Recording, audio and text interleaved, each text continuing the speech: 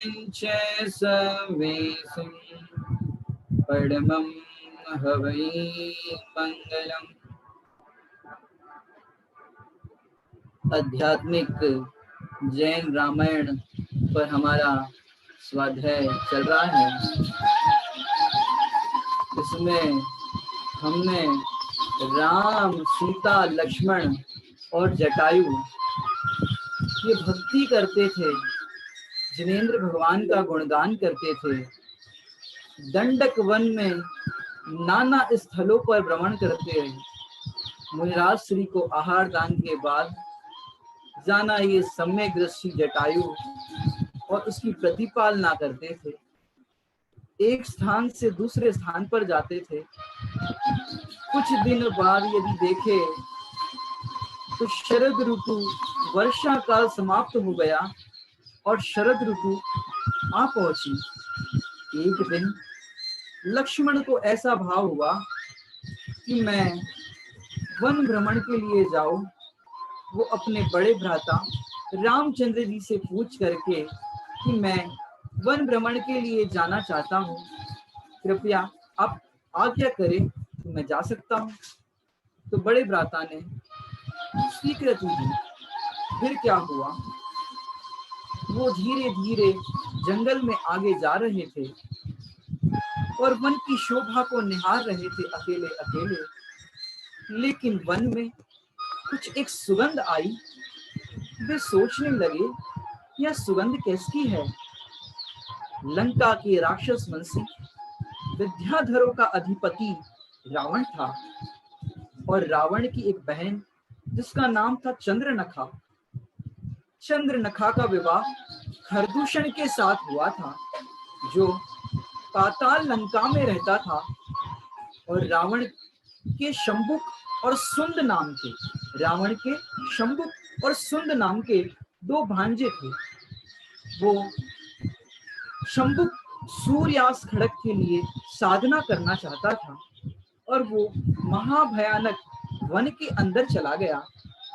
उसके माता पिता खरदूषण और चंद्रनखा ने मना किया, पुत्र मत जाओ, लेकिन वो तो मानने वाला कहा था। 12 वर्ष की साधना करने के लिए वो वन के अंदर शंबुक चला गया और उस सूर्यास्त खड़क की साधना करने लगा। उसमें भी एक नियम है कि 7 दिन तक ठहर कर वह ग्रहण करने योग्य होता है जब प्रकट होता है तो, अन्यथा वो बात प्रसिद्ध है कि वो जो सूर्यास्त खड़क प्रकट हुआ वो उस साधना करने वाले की स्वयं की गर्दन अलग कर देता है। और फिर क्या हुआ, उसको सुगंध आ रही थी लक्ष्मण को, और वहां पर उसकी माता भोजन लेकर के अपने पुत्र के लिए आई और वो भी एक ही अन्न का भोजन बना हुआ ग्रहण करते थे। और माता ने क्या देखा, आज तो सूर्यास्त खड़क प्रकट हुआ है। उसको देख करके उसकी माता अति प्रसन्न होकर वापस जाकर अपने पति से, अपने स्वामी से कहा, आज शंबुक को सूर्यास्त खड़क प्रकट हुआ है। फिर क्या हुआ, इधर वन में भ्रमण करता हुआ लक्ष्मण वहां पर आ गया। वस्तुतः उसे इस देवोपुनित दिव्य गंध से लिप्त सूर्यास्त खड़क की ही गंध आ रही थी। लक्ष्मण सब कार्य को त्याग कर उस सुगंध की दिशा में आगे बढ़ता चला गया। जैसे ही उस सूर्यास्त खड़क दिखा, उसने निशंक होकर के वह खड़ग अपने हाथ में ले लिया। सूर्यास्त खड़ग एक तलवार होती है, वो तलवार इस तरह की होती है जो साधना करने पर प्राप्त होती है।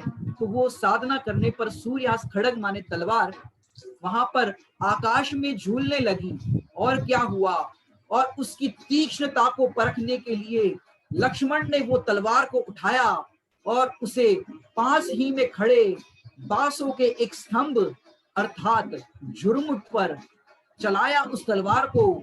सहयोग की बात देखो, उस बांसों के ही स्तंभ या झुरमुट के अंदर उसके मध्य में शंभु कुमार बैठ करके साधना कर रहा था। और लक्ष्मण के इस तरह से तलवार चलाने से बांसों के साथ साथ शंभु कुमार की गर्दन अलग हो गई और लौटकर लक्ष्मण ने सारे समाचार रामचंद्र जी को दिए।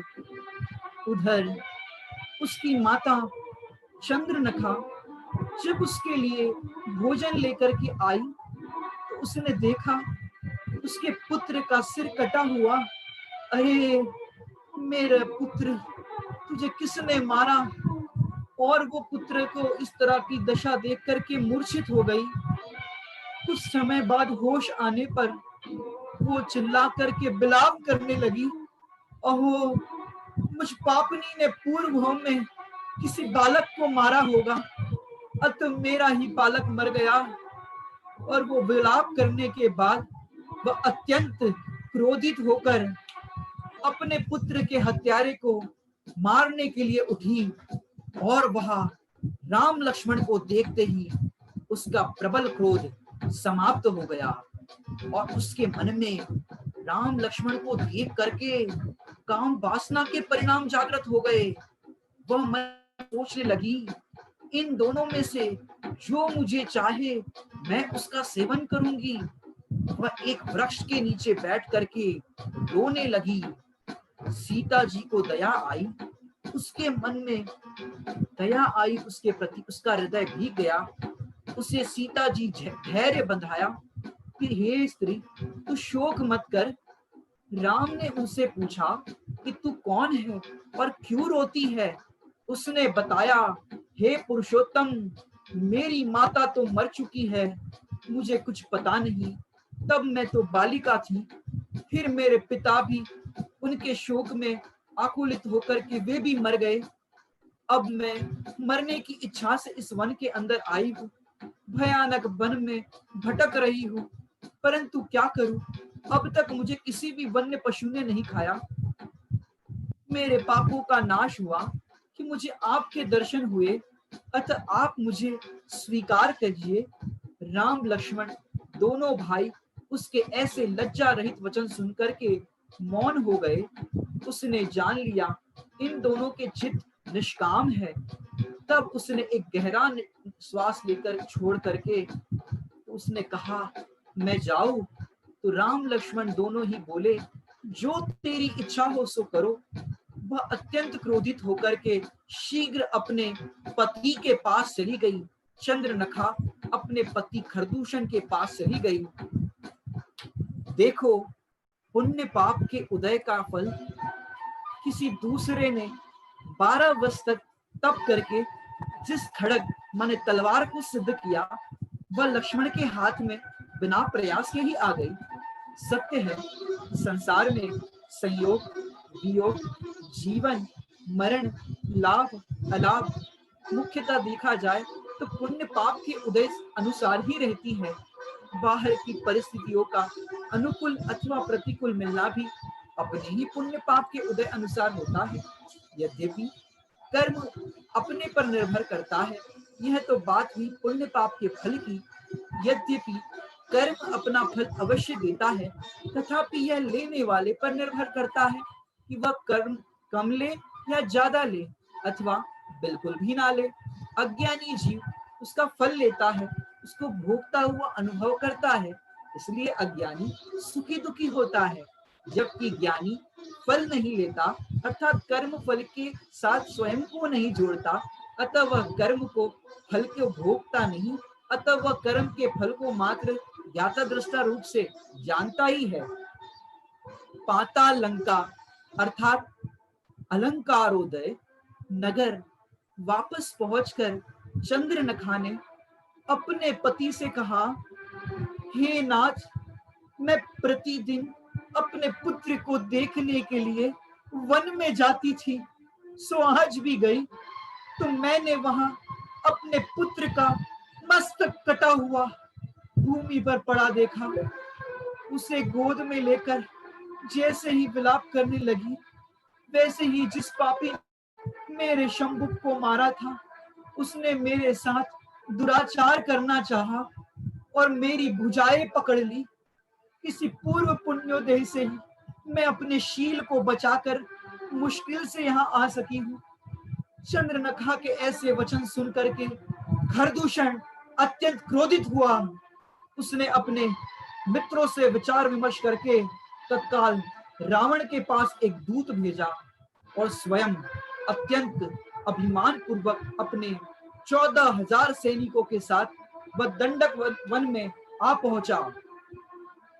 वहां नाना प्रकार के शस्त्रों से युक्त सेना को समीप आती देख श्री राम ने सोचा कि सेना पास आ गई तो निश्चित रहना उचित है। उन्होंने कवच पहनने की तैयारी कर दी रामचंद्र जी ने, लेकिन तब लक्ष्मण ने उनसे निवेदन किया, हे देव, मेरे रहते हुए आप इतना परिश्रम करना उचित नहीं। आप माता सीता की रक्षा कीजिए। शत्रु के सन्मुख जाता हूँ, यदि कदाचित कोई आपत्ति आएगी तो मैं सिंहनाद करूंगा, तो आप मेरी सहायता करना। लक्ष्मण कवच पहनकर शस्त्र धारण करके शत्रुओं के सम्मुख युद्ध करने चला गया। अकेले लक्ष्मण ने ही विद्याधरों को, और युद्ध चलने लगा।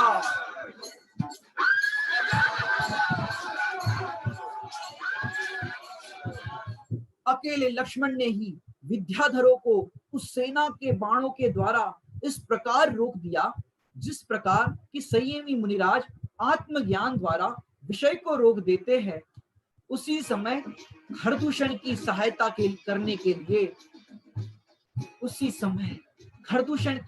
करने के अभिप्राय से पुष्पक विमान में बैठकर रावण वहां आ रहा था, लेकिन शंभुक के वधकर्ता को मारने का विचार उसके अंदर में महाक्रोध उत्पन्न कर रहा था। उसने मार्ग के समीप में बैठे सीता को देखा और उसे देखते ही रावण का क्रोध नष्ट हो गया और दूसरा ही भाव उत्पन्न हो गया। सच है, मन की गति बड़ी विचित्र है। वह रावण सीता के रूप सौंदर्य पर मोहित हो गया, उसकी बुद्धि हर गई। उसने अपने मन में सोचा कि इसके बिना तो मेरा रनिवास सुना है, इसलिए जब तक कोई यह जान न पाए कि मैं खरदूषण की सहायता के लिए आया हूँ, उससे पहले ही मुझे चाहिए कि मैं कैसे भी इस स्त्री को हरण कर लूं। और अपने मुंह से इस प्रकार विवेक शून्य हुए रावण ने, उसके पास एक अवलोकनी नाम की विद्या थी। उस अवलोकनी विद्या के बल पर राम लक्ष्मण सीता के विषय में सारा वृतांत जान लिया। और फिर रावण ने सिंहनाद की बात सुनी और सिंहनाद किया, और वहां पर उसने कपट करके सिंहनाद किया। उसने बारंबार शंख की आवाज लगाई और इस प्रकार आवाज लगाने लगा। तब उसने कपट करके उसने बारंबार और फिर इस प्रकार आवाज लगाई, और राम ने समझा कि ये सिंहनाद लक्ष्मण ने किया है। वे बहुत व्याकुल हो गए और सोचा कि भाई पर कोई विपदा आ गई है। राम ने जानकी से कहा, हे प्रिय, डरना मत, क्षण भर यहीं रहो, मैं अभी आता हूं। और जटायु से कहा, हे मित्र, यह स्त्री अबला जाति की है, तुम इसकी रक्षा करना, तुम हमारे मित्र हो, साधर्मी हो। इतना कहकर के धनुष बाण लेकर राम चले गए। और यहाँ क्या होता है, खरदूषण के युद्ध में गए राम लखन भाई, खरदूषण के युद्ध में गए राम लखन भाई, आया रावण हर के ले गया सती सीता दुखदाई, तभी जटायु रावण से भी लड़ता है भाई, श्रद्धो भाओ ध्याओ ज्ञाय परमानंद दाई, सुनो जी मंगल जैन पुराण आसो जीवन बने महान। इधर रावण सीता को उठाकर पुष्पक विमान में रखने लगा। यह देखकर जटायु अत्यंत क्रोधित हुआ, वह रावण पर टूट पड़ा। अपने तीक्ष्ण नखों द्वारा वो जटायु चोंचों से उस रावण को मारने लगा, और तो और रावण का सीना खून से भिगो दिया। रावण का सारा शरीर खेद खिन्न होने लगा। रावण ने सोचा कि मैं जब तक इससे लड़ाई करूंगा तब तक सीता के स्वामी राम यहाँ आ जाएंगे। अतः उसने क्रोध में आकर जटायु को हाथ से जोर से चपट मारी। हालांकि विद्याधर था रावण, ऐसी विद्या के बल पर ऐसी चपट मारी तो जटायु जमीन पर गिर गया और मूर्छित होकर पृथ्वी पर ऐसे गिर पड़ा। और फिर भगवान आत्मा का स्मरण करने लगा, मुनिराज के दिए गए उपदेश को याद करने लगा और धर्मात्माओं की रक्षा के लिए विचार करने लगा। चाहे हमारे प्राण ही क्यों ना न्यौछावर हो जाए, लेकिन मैं माता की शिक्षा, माता की रक्षा करने के लिए तो काम आया। कहीं मैं रक्षा भी नहीं कर पाया, लेकिन मैंने प्रयास तो किया। ऐसे तो जिन धर्म के अनुयायी होते हैं, कैसे होते हैं, और हमें भी क्या शिक्षा लेनी चाहिए।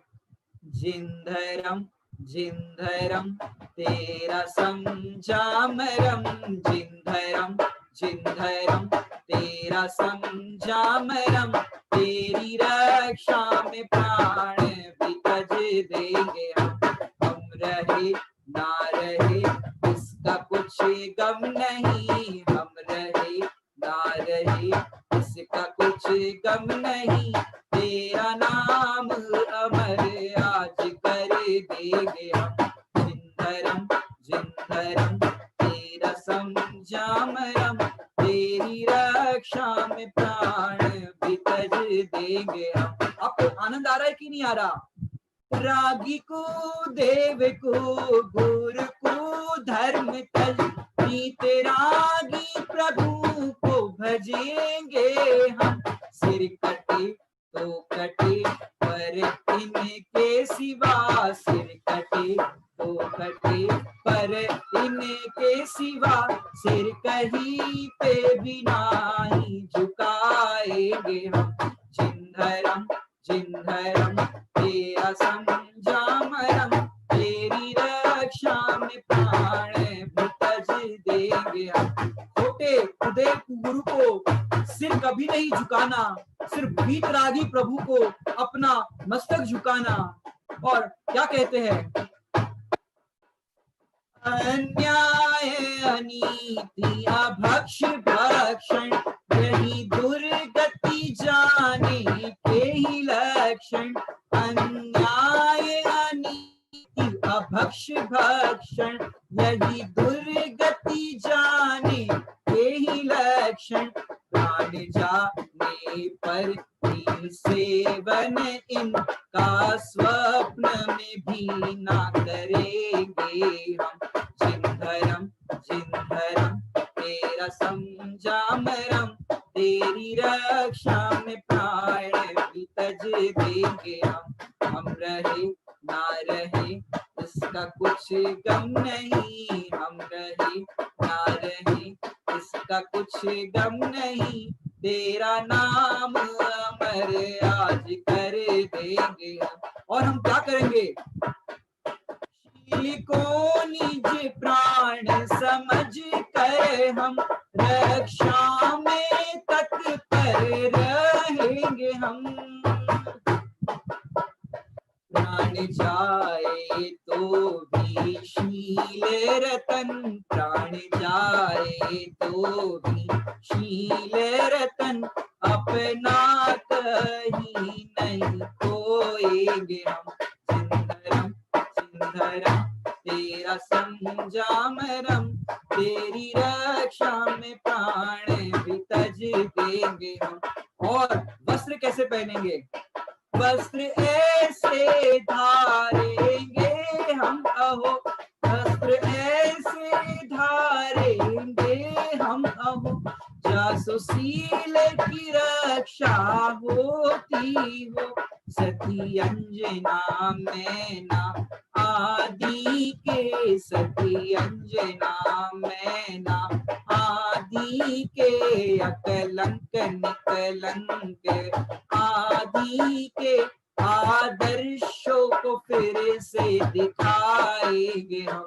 जिन धर्म तेरा संजामरम, तेरी रक्षा में प्राण भी तज देंगे हम। और रावण जानकी को माने सीता माता को पुष्पक विमान में रखकर लंका की ओर चल पड़ा। उधर श्री राम को आया देखकर लक्ष्मण उनसे कहा, हे भ्राता श्री, आप यहाँ जानने। उधर श्री राम को आया देखकर लक्ष्मण ने उनसे कहा, हे भ्राता श्री, आप यहाँ जानकी को अकेले में छोड़कर इतनी दूर कैसे चले आए? राम बोले, मैं तो तुम्हारा सिंहनाद सुनकर के आया हूं। लक्ष्मण ने कहा, यह अच्छा नहीं हुआ, आप शीघ्र जान करके वापस चले जाइए। तब राम ने अपने अनुज लक्ष्मण को आशीर्वाद देकर के, तुम शत्रु को जीतो, शीघ्रता से जानकी के पास चल दिए। उनके मन में सीता के प्रति शंका उत्पन्न हो रही थी, अतः उनका चित्त बहुत चंचल हो रहा था। उनकी शंका सही निकली। उन्होंने आकर के देखा, अरे मेरी प्रिया, मेरी जानकी यहाँ पर नहीं। वे बहुत विलाप करने लगे। इतने में ही उन्होंने पृथ्वी पर अंतिम सांसें गिनते हुए जटायु को, वहां पर राम उसे देख करके बहुत दुखी हुए। फिर उन्होंने उसके पास बैठकर नमोकार मंत्र का श्रवण कराया और दर्शन, ज्ञान, चारित्र तथा तप, ये 4 आराधना सुनाई उस जटायु को। उसे अरहंत, सिद्ध, साधु एवं केवली प्रणीत धर्म शरण ग्रहण कराई। और क्या बताए उसको, और क्या क्या बताया।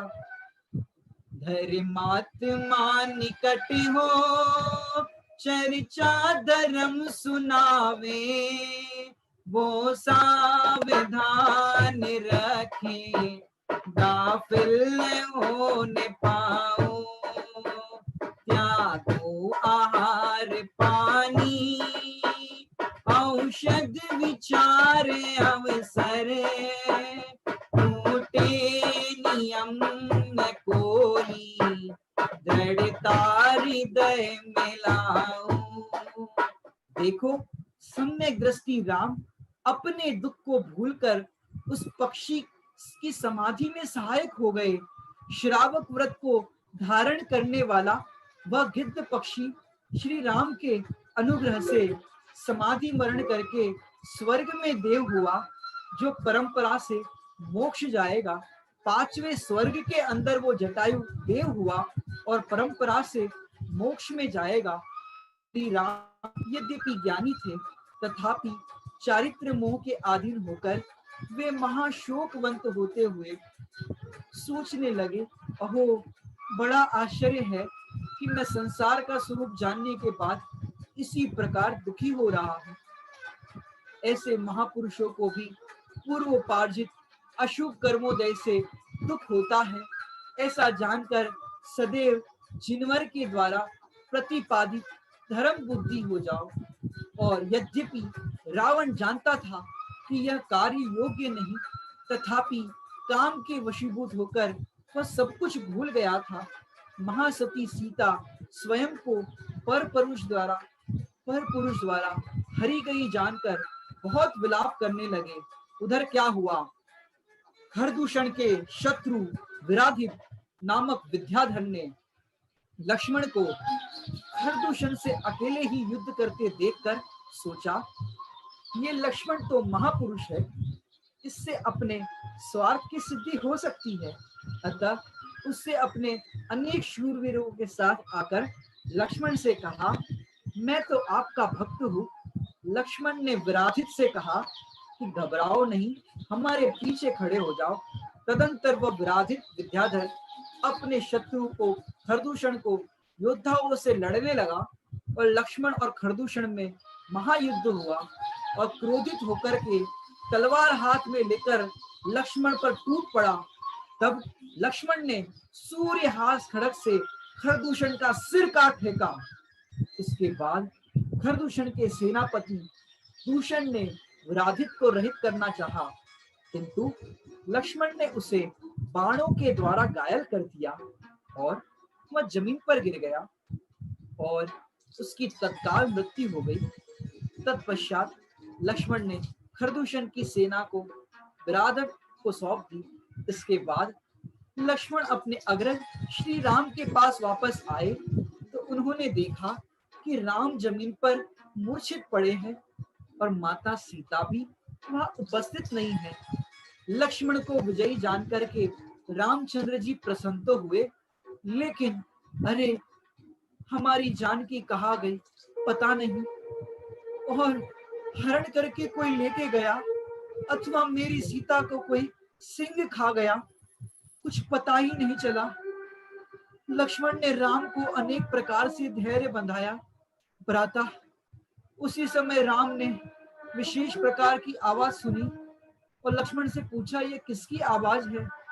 लक्ष्मण ने बताया, हे नाथ, यह तो चंद्रोदर नाम का विद्याधर है, पुत्र विराधित की सेना की आवाज है। विराधित ने युद्ध में मेरा बहुत उपकार किया है और वह वापस मिलने आ रहा है। तदंतर विराधित ने सेना सहित राम के पास आकर उन्हें हाथ जोड़कर नमस्कार किया और जय जय के शब्द बोले और कहा, मेरे योग के विषय में मुझे आज्ञा दीजिए। लक्ष्मण ने विराधित से कहा, हे मित्र, किसी दुराचारी ने मेरे स्वामी श्री राम की पत्नी हरण कर लिया है।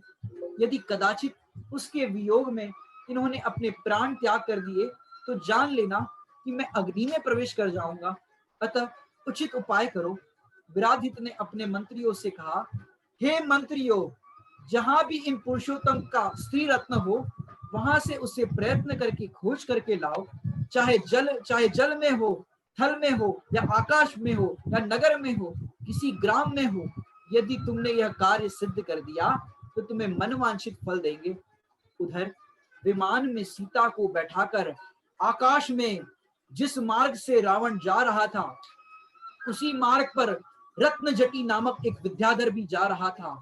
उसने हाय राम हाय लक्ष्मण रावण के भांजे शंभुक द्वारा सूर्यहास खड़ग की साधना और उसका लक्ष्मण ने के हाथों मरण देख करके दंडक के वन में नाना स्थलों पर भ्रमण करते हुए फिर क्या होता है आगे देखा जाए तो वो सीता की खोज कर रहे थे और रावण उसको उठा करके लंका की ओर प्रस्थान कर रहा था। लेकिन रास्ते में एक रत्नजटी वहां पर आया और उसने राम लक्ष्मण की आवाज सीता जी के मुख से सुनी और सीता जी के मुख से रत्नजटी की आवाज सुनने पर उसे लगा, अरे ये तो मेरे स्वामी भामंडल की बहन माता सीता है और श्री राम की पत्नी है। और फिर इस तरह से उसने रावण से कहा, हे दशानंद, तू ये गलत कार्य कर रहा है, इस सीता माता को छोड़ दे, नहीं तो तेरा अनर्थ होगा।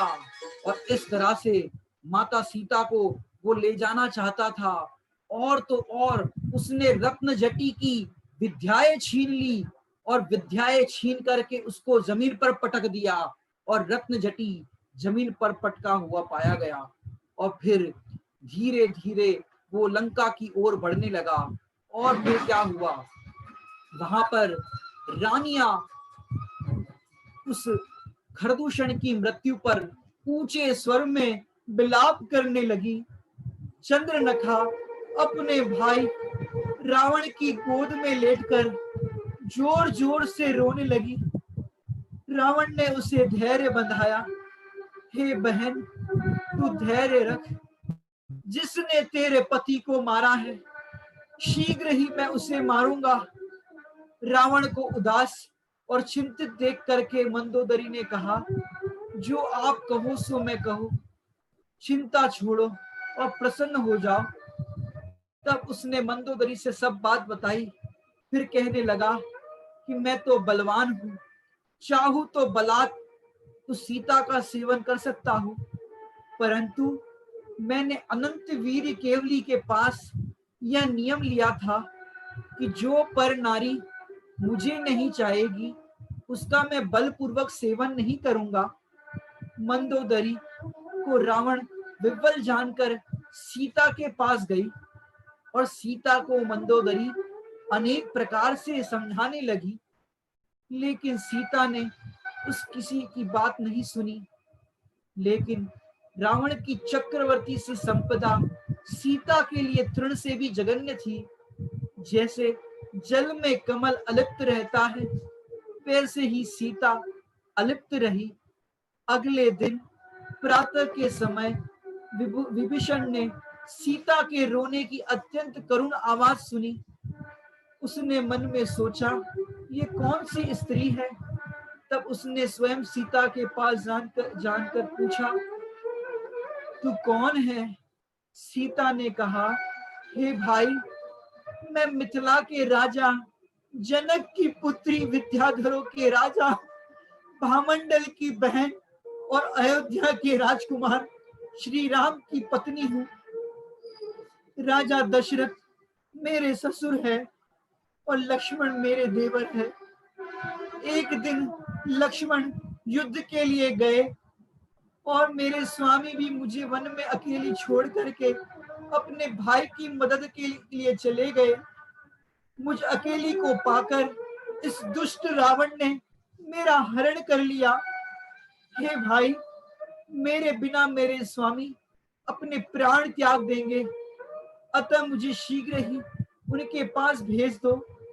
सीता ज्ञानी होकर भी चारित्र मोह के वश भाव विफलता से गदगद हो गई। अतः ज्ञानी को कषाय का साक्षात दुख रूप और दुख का कारण जानकर आत्मा के स्वभाव का आश्रय से स्थिर होने का पुरुषार्थ करना चाहिए। सीता के वचन सुनकर विभीषण ने रावण के पास जाकर विनय पूर्वक कहा, हे भ्राता, पर नारी अग्नि की ज्वाला होती है, आप इसे क्यों लाए हो। अब इसे शीघ्र ही वापस भेज दे। रावण बोला, हे भाई, इस पृथ्वी पर जो भी कोई सुंदर वस्तु है, उसका स्वामी केवल मैं ही हूँ, अतः मेरे लिए यह परकीय वस्तु कैसे हुई। इस प्रकार उसने विभीषण के निवेदन को अनसुना कर दिया। इसके बाद रावण ने सीता को प्रमद नाम के उद्यान में ला करके रखा और प्रमद नाम के उद्यान से लेकर वहां रावण की आज्ञा अनुसार विद्याधरों की स्त्रियां नाना प्रकार के हाव भावों से सीता को प्रसन्न करने की चेष्टा करती थी, परंतु उनकी वे सब चेष्टाएं असफल रही। एक दिन रावण सीता को अनेक तरह प्रसन्न करने की कोशिश की, लेकिन कुशल वाक्पटु एक दूती भी भेजी कि जो बातचीत करने में कुशल हो, परंतु वह भी असफल हो गई। फिर क्या हुआ, सीता जी ने तो आहार पानी त्याग कर दिया और उसने ऐसा नियम लिया कि जब तक मेरे श्री राम की कुशलता का समाचार नहीं मिलता, तब तक मैं अन्न जल को ग्रहण नहीं करूंगी। और फिर क्या हुआ, इस प्रकार महाबुद्धिमानों के द्वारा समझाने पर भी लंकेश रावण को इतनी सी बात समझ में नहीं आई कि ये तू कार्य जो कर रहा है गलत कर रहा है, सीता को वापस भेज दे। लेकिन इस तरह से उसने एक की बात नहीं मानी। और फिर क्या हुआ, वहां रामचंद्र जी अपनी सीता के विरह में दुखी हो रहे थे। एक साहस गति नाम का विद्याधर किष्किंधा नगर के स्वामी सुग्रीव का वेश बना करके वहां पर आ गया था। एक ही रूप के दो सुग्रीव को देखकर मंत्रियों को हुआ, इन दोनों को अंतरपुर माने रनिवास में ना जाने दिया जाए। अतः वास्तविक सुग्रीव जब तक पहचान में नहीं आ जाता, तब तक वो रानी के पास नहीं जाएगा। और तो और दोनों सुग्रीव कहने लगे, असली सुग्रीव मैं हूं। दूसरा सुग्रीव कहने लगा, मैं हूं। इस तरह से वो दोनों आपस में बहस करने लगे कि मैं असली सुग्रीव हूं, मैं असली सुग्रीव हूं। इसमें से तो एक साहस गति नाम का विद्याधर विद्या के बल पर इसका रूप धारण करके आया था, सुग्रीव का रूप, और वे दोनों आपस में बहस कर रहे थे। और असली सुग्रीव के स्थान पर नकली सुग्रीव के पास जो सुग्रीव असली सुग्रीव के दो पुत्र थे, उन दोनों पुत्र के अंदर अनंग और नंग इस तरह के उसके दो पुत्र थे। वो दोनों पुत्र में से एक पुत्र तो दूसरे नकली सुग्रीव के पास उसके साथ हो लिया और फिर ऐसा अपनी पत्नी को पाना चाहता था वो नकली सुग्रीव, क्योंकि इस तरह के दोनों में द्वंद्व होने पर क्या हुआ, उसने सोचा कि यहाँ पर खरदूषण को जिसने मारा है वही मेरी सहायता करने में समर्थ हो सकता है, अतः किसी प्रकार में उनके पास पहुंचूं। और फिर क्या हुआ, भटकते भटकते वह दंडक वन में जा पहुंचा और उसने रामचंद्र जी के पास जाना चाहा। और रामचंद्र जी के पास जाकर के उसने सोचा उनकी सीता को भी कोई हर के लेके गया है। एक स्त्री को नहीं पाने का दुख या विरह का दुख ये जिसकी हरी गई हो वही जान सकता है। और फिर क्या हुआ, विराधित इससे अति प्रसन्न हुआ। उसने सोचा बड़े आश्चर्य की बात है, अब तो हमें हमारी पत्नी की इस तरह से सहायता करने में यही हमारे सहायक होंगे, क्योंकि अंग और अंगद नाम के सुग्रीव के दो पुत्र थे। वो अंगद नामक पुत्र जो था वो नकली सुग्रीव के पास था। अब किस तरह से उसको पाए, और फिर विराधित तथा लक्ष्मण के बीच उस असली सुग्रीव ने बात रखी। राजभवन में आ पहुंचा, विराधित ने उसका बहुत आदर सत्कार किया। राम और लक्ष्मण दोनों सुग्रीव से प्रेम पूर्वक बोले। तदंतर सुग्रीव ने जाम्बूनद नामक मंत्री को सुग्रीव का परिचय देते हुए राम से कहा, हे देव, ये किष्किंधा नगर के स्वामी है, ये राजा सुग्रीव है। ये बहुत बलवान है और गुणवान है। किसी दुष्ट विद्याधर ने माया द्वारा इनका रूप बना लिया है। वह इनकी स्त्री सुतारा और इनके राज्य दोनों को ही लेना चाहता है। हे देव, आप इनका समाधान करें, आप इनकी सहायता करें। अब दोनों सुग्रीव एक जैसे ही लगते थे। सभी मंत्री अचरज में पड़ गए। यद्यपि स्त्री ने असली सुग्रीव को पहचान लिया था, सुतारा तो उनकी पत्नी थी, तो उसने तो असली सुग्रीव को पहचान लिया, लेकिन कहते हैं मंत्री ने कहा कि बालक, अति वृद्ध, स्त्री, शराबी, वेश्या, व्यसनी की बात का कभी विश्वास नहीं करना चाहिए, परीक्षा करनी चाहिए, क्योंकि स्त्री तो शीलवती रहना चाहती है और उसके शील की रक्षा करने के लिए अति आवश्यक है। अतः उन्होंने तय किया कि दोनों ही सुग्रीव राजमहल के बाहर रहेंगे और सुतारा के दो पुत्रों में से अंगद नाम का पुत्र एवं हम लोग इनके साथ है, जबकि अंग दूसरा पुत्र उस मायावी सुग्रीव के साथ है। इन दोनों ही के पास साथ साथ अक्षिणी सेना है। बाली के पुत्र चंद्र रश्मि ने यह प्रतिज्ञा की है, इन दोनों में से जो भी सुतारा के महल में आएगा उसे तलवार से मार डालूंगा। वास्तविक सुग्रीव ने यह बात सोची कि कैसे मैं अपनी पत्नी को पाऊं। जनक के ऐसे वचन और फिर क्या होता है, दोनों आपस में लड़ने के लिए तैयार हो गए कि जो भी विजयी होगा उसके बाद निर्णय करेंगे। लेकिन क्या हुआ कि दोनों का इस प्रकार से होने पर सुग्रीव को वहां पर वो बेहोश हो गया, असली सुग्रीव, और ऐसा करने पर नकली सुग्रीव वहां से भाग गया। और फिर उसने सोचा कि ये तो मर गया है, और फिर सुग्रीव को वहां से उठाया राम लक्ष्मण ने और हाथ जोड़ करके उसने कहा, आपने मेरी सहायता की है, अब मैं आपकी भी सहायता करूंगा। और पहले वचन दिया गया था कि यदि राम लक्ष्मण मेरी सहायता करेंगे तो मैं भी तुम्हारी सहायता करूंगा। लेकिन क्या हुआ, वो राजपाट को पाकर के असली सुग्रीव सारी बातें भूल गया और राजपाट के अंदर भोगों के अंदर मस्त हो गया। और वहां रामचंद्र जी सीता के विरह में दुखी हो रहे थे। इस बात पर लक्ष्मण क्रोधित हो गए और विचार करने लगे, अरे माता सीता को सहायता करना था और ये सहायता के लिए हमारे पास ये राजा नहीं आ रहे हैं सुग्रीव। अरे अब मैं उनके पास जाता हूँ। और वो सुग्रीव के दरबार में जाकर के कहते हैं, अरे निर्लज, तूने ये क्या किया? जब तूने कहा था कि मैं तुम्हारी सहायता करूंगा और अब तुम सहायता नहीं कर रहे, ये कैसी निर्लजता है तुम्हारी।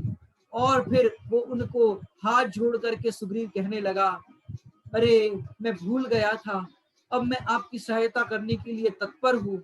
और फिर उसने तुरंत ही अपने सैनिकों को, मंत्रियों को माता सीता की बारे में सब बताया और खोजने के लिए अलग अलग दिशाओं में भेज दिया। और तो और रत्न जटी के पास भी समाचार पहुंचाए कि माता सीता का इस तरह से, रामचंद्र जी की सीता का हरण हो गया है। और इस तरह से रत्न जटी के पास जैसे ही समाचार पहुंचा, तो समाचार पहुंचते ही रत्न जटी ने उत्तर दिया वहां पर कि ये भामंडल की जो बहन है सीता, उसको लंकाधिपति रावण उठा करके लेके गया है। और मैंने भी काफी प्रयास किया बचाने का, लेकिन उस रावण ने मेरी सारी विद्याएं हर ली और मुझे यहाँ पर जमीन पर फेंक दिया।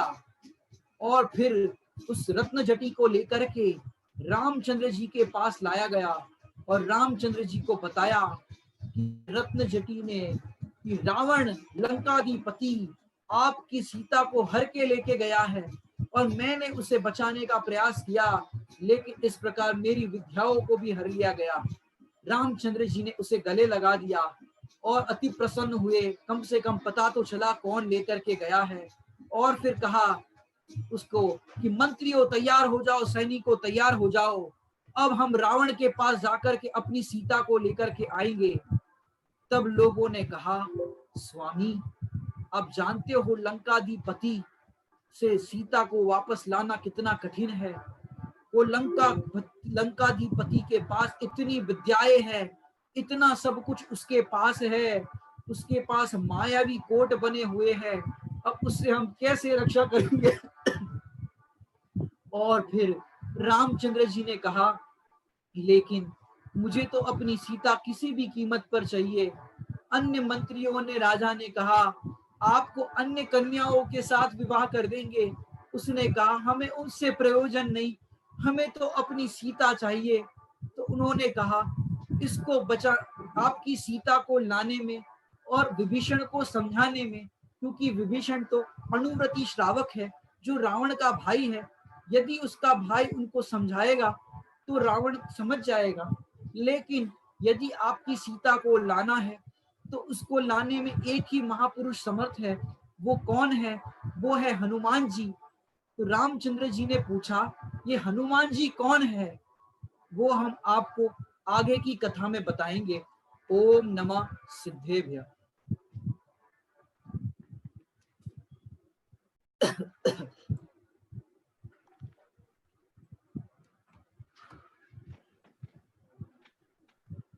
निखिल भैया, आपने आज बहुत ही सुंदर कथानक ये किया।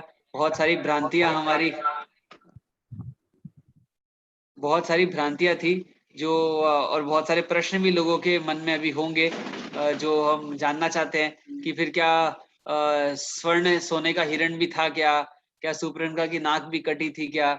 या क्या लक्ष्मण रेखा भी थी? तो ये ऐसे कुछ प्रश्न है जो मेरे पास भी आ रहे हैं और हम सबके भी है। तो आज जो प्रश्न पूछने वाले हैं वो तो खैर हम नहीं लिख पाए, लेकिन ये वाले हमारे जो प्रश्न है ये हम आपसे पूछना चाहते हैं कि आप ये विषय भी पद्म पुराण में और हमारे आगम में आए हैं, तो इन पे भी थोड़ा आप प्रकाश डालें और बताएं इनके विषय में। हाँ जी, पहली बात यहाँ पर ये कहे कि जो लक्ष्मण रेखा की बात आती है, तो हमारे कोई पद्म पुराण के अंदर या कोई भी रामायण, हमारा जो जैन रामायण है उसके अंदर पढ़ो तो लक्ष्मण रेखा की कोई भी वहां पर चर्चा नहीं हुई है। और इस तरह से सीता जी को मात्र कह करके रामचंद्र जी गए थे कि आप यहाँ पर आराम से रहे, हम अभी अपने भ्राता को सहायता करके वापस लौट रहे हैं। और जटायु पक्षी से कहा था कि माता सीता की आप रक्षा करना, आप बड़े समझदार हो, ज्ञानी हो, तो आप हमारी अनुपस्थिति में रक्षा करना। इस तरह से जटायु से कह करके वो गए थे, लेकिन लक्ष्मण रेखा का प्रसंग नहीं आता। दूसरी बात, शूर्पणखा ऐसा नाम यहाँ पर नहीं आता। रावण की जो बहन थी उसका नाम है चंद्रनखा, और नाक कटने वाला प्रसंग भी यहाँ पर नहीं। फिर सीता जी को जो हरने के प्रसंग में जो आता है कि हिरण को देख करके वो अट्रैक्ट होकर के वो गए थे, रावण ने ऐसा मायावी बनाया था, ऐसा कोई प्रसंग अपने पद्म पुराण जी के अंदर भी नहीं आता। और क्या प्रश्न था?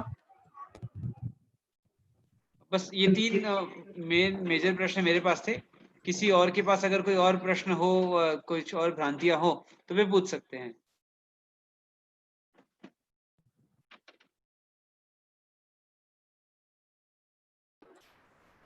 ट्विंकल जी, हाँ। एक प्रश्न किसी ने लिखा है, what is the difference between Jain Ramayana और हिंदू रामायण?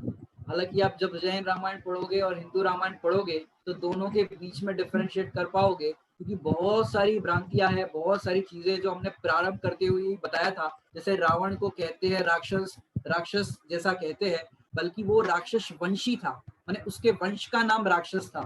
हनुमान जी के वंश को वानर वंश कहते हैं, लेकिन लोगों ने हिंदू रामायण के अंदर हनुमान जी को वानर जैसा, माने बंदर जैसा मुख दिखाया है, माने मुंह खुला हुआ और इस तरह से पूंछ पीछे है, और फिर लंका को जलाया, माने पूंछ के द्वारा लंका जलाई। ये सब आपने रामानंद सागर की रामायण में देखा होगा। लेकिन अपने यहाँ पर ऐसे हनुमान जी नहीं है, वो तो बिल्कुल कामदेव है, माने अपन कहे ना आजकल की भाषा में हैंडसम है, माने बहुत ही वैसे है वो, एकदम कामदेव जिसे हम कहते हैं। और वो इनका इस प्रसंग में आता है, जैसे वानर वंश है, राक्षस वंश है, इस तरह के बहुत सारे वंश हुए हैं। तो उस वंश के कारण हिंदू लोगों ने सोचा, पहले अपने हिस्ट्री में भी कहते हैं कि जो अपने जो मनुष्य है वो पहले वानर थे, माने इस तरह से बंदर जाति के थे, वे धीरे धीरे धीरे विकास होते गया और इस तरह से हम बन गए। लेकिन ऐसा नहीं है, ये तो अनादि अनंत विश्व है, और इस विश्व के अंदर चारों गति के जीव है, तो तिर्यक जाति के भी है, मनुष्य के भी है, तो इस तरह से पूरा होता है। और भी किसी का कोई प्रश्न हो तो पूछ सकते हैं इस भ्रांति संबंध में।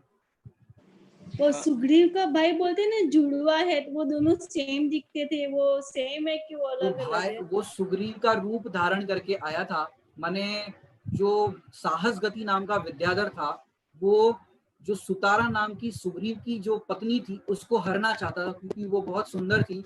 तो वो उसको पाने के लिए सुग्रीव जैसा ही रूप धारण करके आया।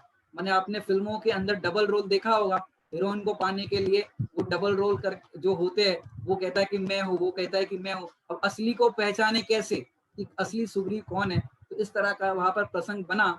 माने आजकल के फिल्मों के अंदर भी जो डबल रोल का आता है, तो इस तरह से पुराने अपने पुराण भी पढ़ो तो ऐसे कई प्रसंग ऐसे बने हैं।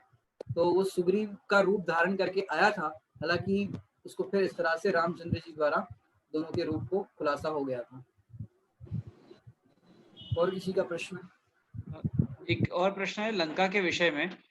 ये जो लंका, जो श्रीलंका और उसकी जो राम सेतु की बात करते हैं, क्या ये वही लंका है या फिर ये विद्याधरों की कोई और भूमि है? इसके देखो, बारे में जैसे भी। ये अपन देखते हैं कि काल परिवर्तित होता है, तो विस्तार और उसका माने क्या कहते हैं, बढ़ना या घटना इस तरह से होता जाता है।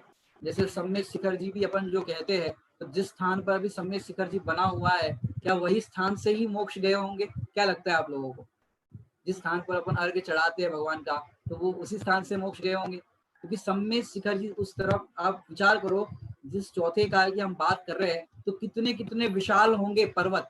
आप जरा विचार करना, माने उस समय 500 धनुष की काया होती थी चौथे काल के अंदर, स्टार्टिंग से देखे तो धीरे धीरे काया घटती गई। तो इस तरह से विस्तार जो होता है वो भी घटता जाता है। माने हुंडा अवसर पीढ़ी काल जो अभी वर्तमान में है, ये प्रारंभ में तो सब आप देखो, आदिनाथ भगवान की आयु कितनी थी? 84 लाख पूर्व।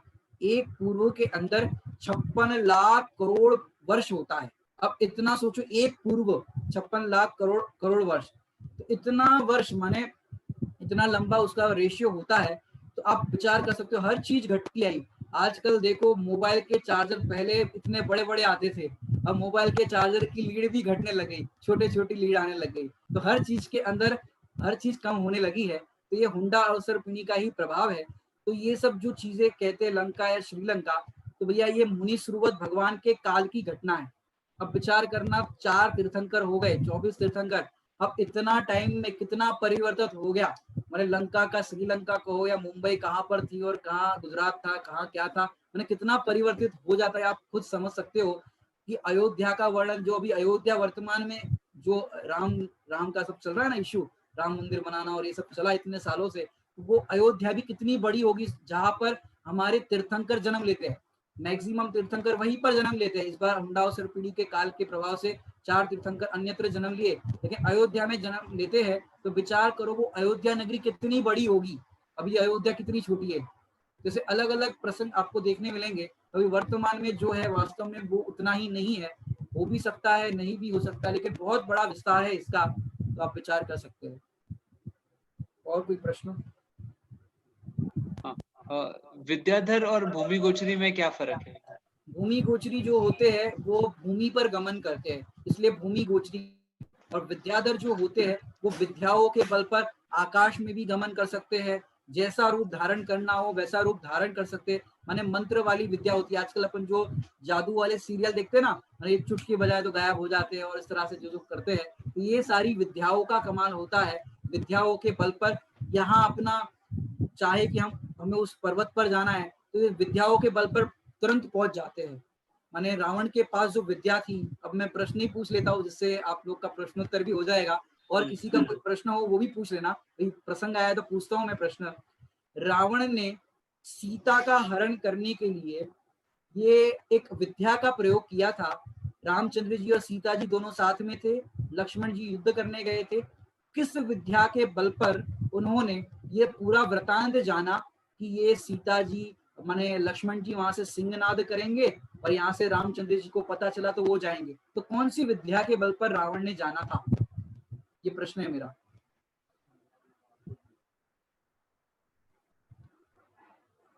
जिसको उत्तर आता हो वो हैंड रेस करे। हाँ, करुणा जी। पंजाब से पूछ रहे, पंजाब से देखिए, अपने पंजाब श्रोता में से पंजाब से भी है। सभ्या जैन, आप है पंजाब से? पंजाब, मैं पूरा नाम नहीं देख पा रहा हूँ। सभ्य जन पंजाब लिखा है। हाँ हाँ ठीक है, सभ्या जी।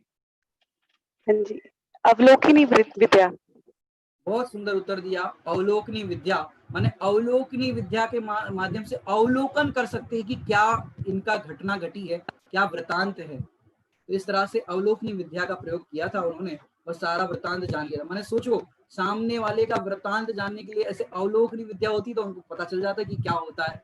तो ऐसी अनेकों विद्या होती है। और किसी के कोई शंका समाधान कुछ करना हो इस प्रसंग में? बहुत बढ़िया। सभ्या जी आप नए जुड़े हैं हमारे साथ। मेरा नाम श्वेता है, मेरे बेटे का नाम है सभ्या। अच्छा, आपके बेटे का नाम है, ओके। हाँ जी। हाँ हाँ, आप कहाँ, पंजाब से? हाँ जी। ओके, बढ़िया। और किसी को, पवित्रा जी आपका कोई प्रश्न था?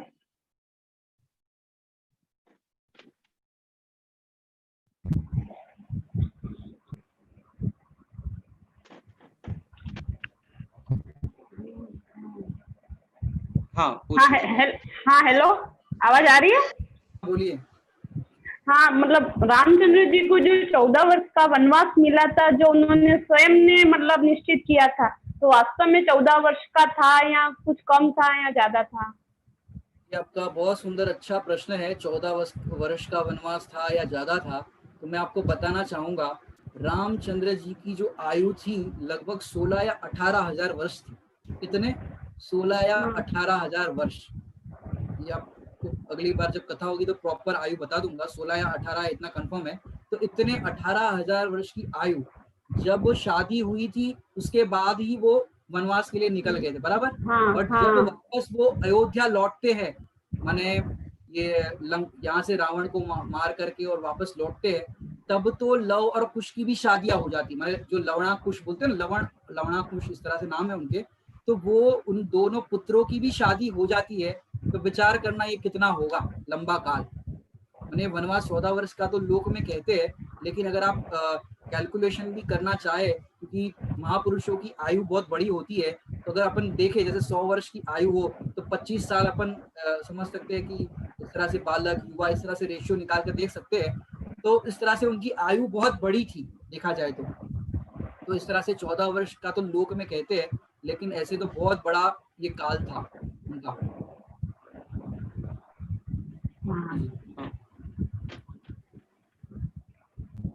ठीक है, तो इसका मतलब जब वो वनवास में थे तभी लवकुश का जन्म भी हो गया। और अभी आगे कथा आएगी। मैंने इस तरह से जब सीता जी, मैंने अभी सीता जी तो रावण उठा कर लेके गया है, अब उसके बाद क्या होगा, अग्नि परीक्षा और उसका तो बहुत लंबा मैंने पूरा ये है, और पुत्रों को भी जन्म दे देती है, इस तरह का सारा प्रसंग बनता है। ये सब आपको धीरे धीरे पता चलेगा। हाँ, एक और प्रश्न है, क्या सच में लंका सोने की थी? हाँ, सोने की थी ऋतु जी। हाँ क्योंकि भैया उस टाइम पे आप अगर ग्रंथों में पढ़ो, अभी मैंने रावण के महल का वर्णन नहीं किया है। रावण का महल देखो तो स्फटिक का पूरा महल था। स्फटिक समझते हो? स्फटिक की प्रतिमा जी तो देखी होगी मंदिर में आपने। आजकल के स्फटिक तो कुछ नहीं है। उस जमाने में जो स्फटिक होते थे और जो रत्न होते थे, सोना चांदी जो होते थे, वो कुछ अद्भुत ही होते थे। माने ये महापुरुषों के पुण्य का उदय, क्योंकि आप विचार करो, त्रिखंडाधिपति, 3 खंड के अधिपति, माने चक्रवर्ती होता है 6 खंड का अधिपति होता है, और ये 3 खंड के अधिपति, विचार करो उनका कैसा ठाट बाट होगा। पूरा सोने की लंका जो कहते हैं ना, माने बहुत सारा धन वैभव था उनका। इस तरह से सोने से ही पूरा वो सब बनाते हैं, और सब पुण्यवान जीवों को इस तरह की बाहर की व्यवस्था होती है। और कई लोगों को ऐसा भी प्रश्न हो जाता है कि भाई अभी सोने की लंका थी तो वो सोना गया कहाँ? रत्न बरसते हैं तीर्थंकर के जन्म के समय, तो रत्न कहाँ गए? कि भैया रत्न क्या हो गया कि जिस समय थे उसी समय सब चले गए, और जिस समय रत्न बरसते हैं तो कोई उठाता नहीं है। हम और आप होते तो क्या करते, विचार करना। ऐसी बात है भैया। और कोई प्रश्न? और किसी के कोई प्रश्न? राम की कितनी पत्नियां थी? राम की पत्नियां, अभी आपको हिसाब लगा के बताते हैं। राम की पत्नियां जो थी वो कितनी थी? 8000 पत्नियां थी। कितने हजार? 8000। और उसमें जो पटरानी थी वो थी सीता जी। माने क्या होता था, आजकल अगर लड़के की जॉब ना हो तो शादी नहीं होती। माने अच्छा सा कुछ बाहर में नहीं हो, उसका जॉब हो, बिजनेस वगैरह नहीं हो तो शादी नहीं होती। आजकल आपने देखा होगा, अच्छे पैकेज वाली जॉब होती तो जल्दी शादी हो जाती है, अच्छा पैकेज नहीं हो तो नहीं होती। माने सब पैकेज पे टिका हुआ है आजकल का। लेकिन उस जमाने में जब रामचंद्र जी और लक्ष्मण जी और सीता जी वनवास के लिए निकले थे, वनवास के अंदर ही सैकड़ों हजारों शादियां हो गई थी। उनके पास कुछ नहीं था, जंगल में ही रहना होता था, मिट्टी के बर्तनों में भोजन बनाना होता था। तो भी बड़े बड़े राजा महाराजा कहते थे कि भैया हमारी कन्याओं को स्वीकार करो। माने ऐसे शादियां एक एक नहीं होती थी। माने किसी के 100 बेटियां है तो 100 बेटियों की शादी कर ली। इस तरह से मतलब एकदम एक साथ होती थी इतनी, माने एक साथ खर्चा निकल जाए शादी का, ऐसा समझो। ये तो समझाने की शैली है। माने बहुत लंबा चौड़ा इस तरह से होता था। जैसे 3000 हमने बताया था भरत के पूर्व की कथा में, 3000 कन्याओं से विवाह हुआ। अब विचार करो कितना बड़ा मंडप, 3000 से तो शादी हो रही है, तो कितने उसके माता पिता, कितने रिश्तेदार, तो कितना बड़ा होगा, विचार करना आप, शादी का पूरा मंडप वगैरह। बहुत सारी जिज्ञासा आ रहे हैं निखिल भैया, अभी भी मैसेज चालू है। हाँ, किसी का प्रश्न? हमने रिलैक्स होने के लिए थोड़ा सा जल्दी कर लिया है, क्योंकि थोड़ी सी पहले भी हमने वो क्लास ली थी। हाँ, चेतन धाम का संबोधन था आपका। थोड़ा प्रश्नोत्तर में रिलैक्स हो जाएंगे हम। हाँ, तो ऐसी कोई बात नहीं, हम सारे प्रश्न लोग लिख के भेज सकते हैं, हम कल भी ले सकते हैं। तो पूछिए, जिससे कि मेरे को थोड़ा रुकने का टाइम मिल जाता है। अच्छा, चलिए, कोई बात नहीं, हम समझ सकते हैं, कंटिन्यू बोलना। प्रश्न है, क्या अश्वमेध का यज्ञ भी जैन रामायण में हुआ है? अश्वमेध का यज्ञ यहाँ पर नहीं होता है। हाँ, श्रद्धा नायक आपका प्रश्न। अग्नि जलाते हैं तो उसमें हिंसा होती है, और हिंसा की बात अपनी जिनवाणी के अंदर होती नहीं है। वितरागता की पोषा की जिनवाणी कहलाती है, तो यहाँ पर कोई अग्नि का और इस तरह का यज्ञ वगैरह की बात नहीं होती। यहाँ पर तो पूजा की बात होती है। आपको लगता है रावण कैसा दुराचारी था, दुष्ट था, लेकिन आप अगर रावण का भी वर्णन करें, आपको बताएंगे अभी आगे कि रावण इतना जिन धर्म अनुयायी था, परम भक्त था, शतावश्यक का पालन करता था, मुनिराजों को आहार दान देता था, मैंने बहुत गुणवान था। बस एक उसके अंदर कमी ये आ गई थी, वो भी सब पूर्व कर्मोदय से सब। मैंने देखो विचार करो, उसमें मैं एक दो बातें आपको समझाना चाहता हूँ कि वहां पर एक मैंने शंभु कुमार का प्रसंग बताया। तो शंभु कुमार के प्रसंग के अंदर क्या हुआ कि उसकी माता पुत्र के लिए भोजन लेकर के आई थी, और पुत्र वहां पर मरा हुआ देखा, गर्दन अलग हो गई थी, मरा हुआ देखा। अब उस समय वो विलाप कर रही थी, दुखी हो रही थी, शोक कषाय थी। कषाय की अपेक्षा से देखे तो शोक नाम की कषाय थी। और उस समय थोड़ा सा देखा उनने रामचंद्र जी और लक्ष्मण जी को देखा, तो उसको काम विकार के परिणाम आ गए। विचार करो योग्यता कैसी होती है, जिसको अपन कहते हैं तत्समय की योग्यता में माने नाना प्रकार के परिणाम बदलते हैं। वास्तव में इन परिणामों को हम करता नहीं है, इससे ये सिद्ध होता है। दूसरी बात यहाँ पर बताए आपको कि अभी जो प्रसंग आपको बताया इसके संबंध में, रावण है वो अपने जीजा जी खरदूषण की सहायता के लिए निकले थे। सीता को किडनैप करने के लिए नहीं निकले थे, लेकिन जैसे ही रास्ते में सीता को देखा तो जो सहायता करने जाना था अपने जीजा जी की, वो सारी भूल करके फिर ये सीता जी का हरण कर लिया। मैंने देखो प्लानिंग कुछ करके गए थे और हुआ कुछ। इसका मतलब ये होता है कि हम कुछ करता हरता नहीं है। वास्तव में सीता के भी असाता कर्म का उदय कि जिस टाइम पे रामचंद्र जी से अलग होने का निमित्त बना, और इस तरह के पूरे निमित्त नैमित्तिक सारे संबंध पुराणों में बनते हैं। पुण्य पाप की अलग अलग विचित्रता है। यदि रामचंद्र जी, सीता जी, लक्ष्मण जी, इनके पूर्व भव अगर आपको सुनाए तो ये 10-10 भवों से आ रहा है। रावण का भी ये सब जो चल रहा है ना अभी वर्तमान में रामायण घटी, ये 10-10 भव पूर्व से ये सारा चल रहा है। हाँ जी बोलिए, और प्रश्न?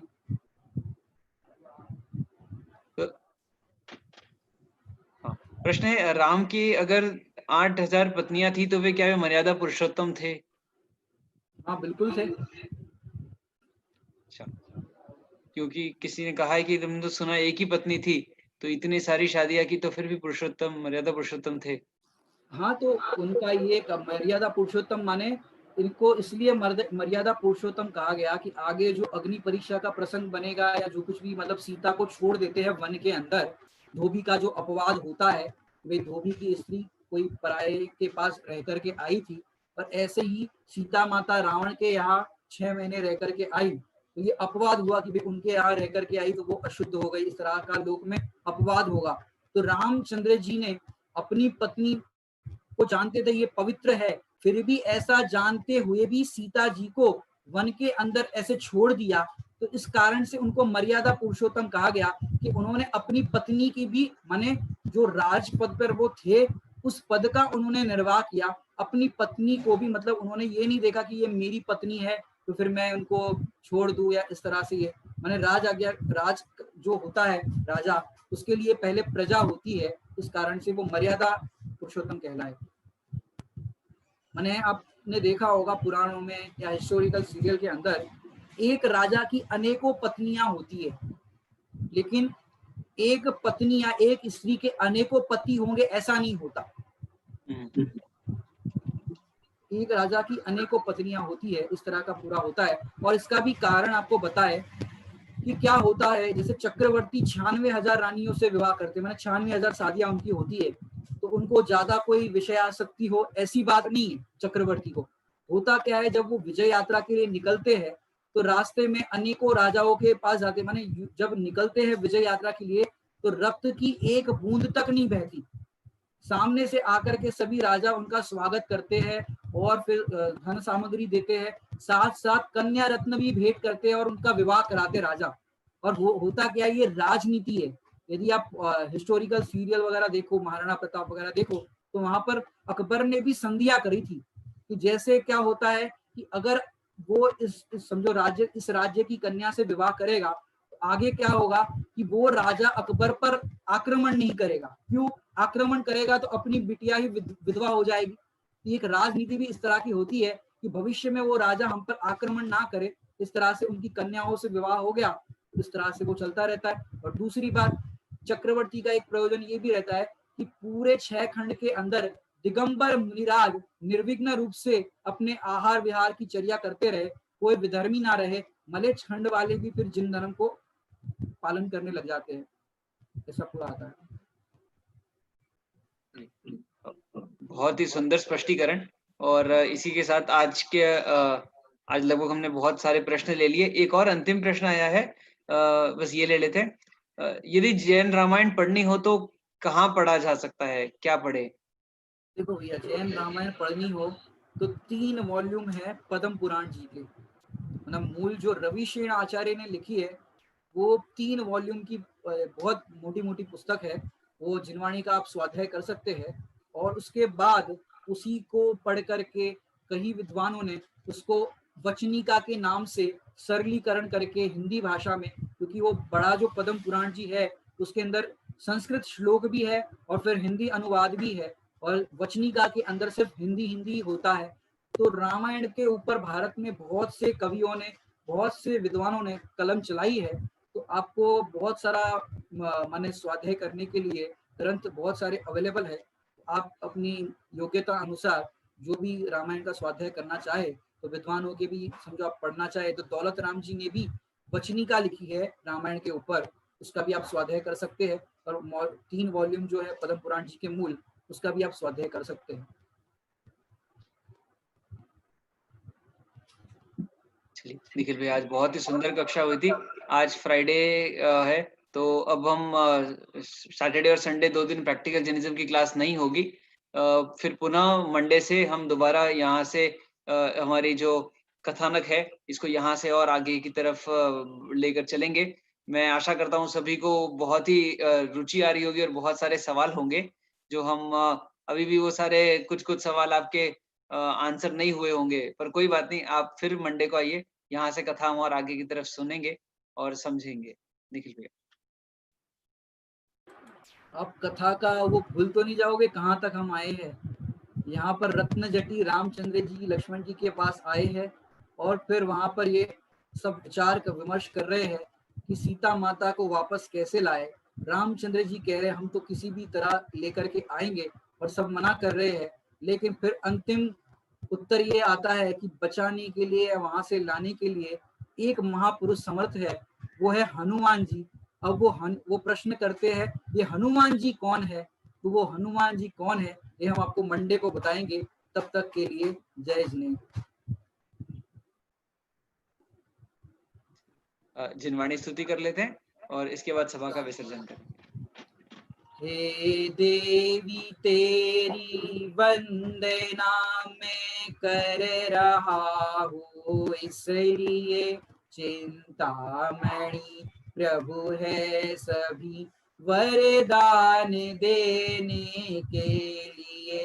परिणाम शुद्धि समाधि मुझ में बोधि का संचार हो, वो प्राप्ति स्वात्मा की तथा शिव सौख्य की भव पार हो।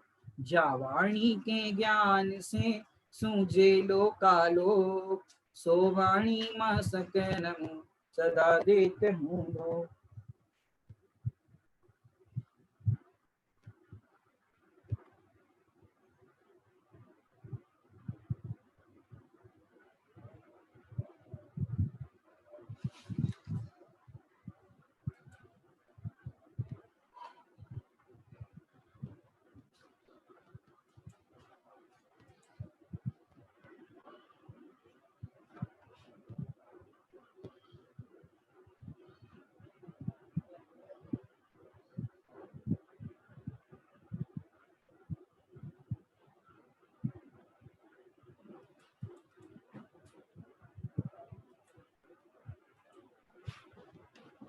द्वादशांग जिनवाणी मात की जय।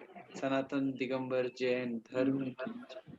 भाई दीप में 3.9 करोड़ मुनि भगवंतों की जय।